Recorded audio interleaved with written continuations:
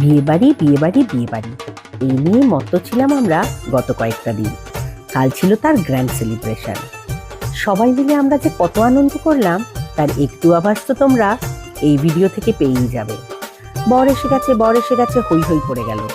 এই ঢোলওয়ালা আমারই হাজবেন্ড, আর যারা বরকে কাঁধে তুলে উঠিয়ে আনছে তারাও আমাদের বন্ধু। বিয়েও দিল আমাদের দুই ব্রাহ্মণ বন্ধু। যেমন তেমন বিয়ে নয়, একেবারে সত্যি মন্ত্র কাগজে লিখে এনে নিয়ম মেনে প্রপার বিয়ে হলো। তারপর কেক কাটা, শ্যাম্পেন খাওয়া, দারুণ মজা। এরপরে মিউজিক্যাল ব্যান্ডের পারফরমেন্স আমরা খুব এনজয় করলাম। চলো তোমরাও একটু এনজয় করো।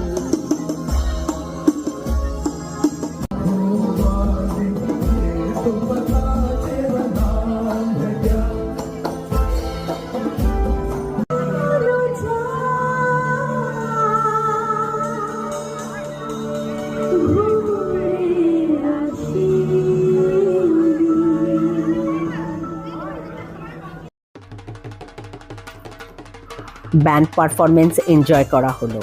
তারপরে আসলো আমাদের মেয়েদের ডান্স পারফরমেন্স।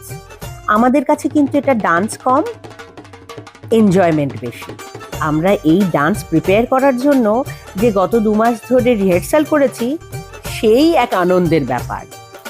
আজকেও আমরা খুব আনন্দ করে নাচ করলাম, খুব এনজয় করলাম সকলে মিলে।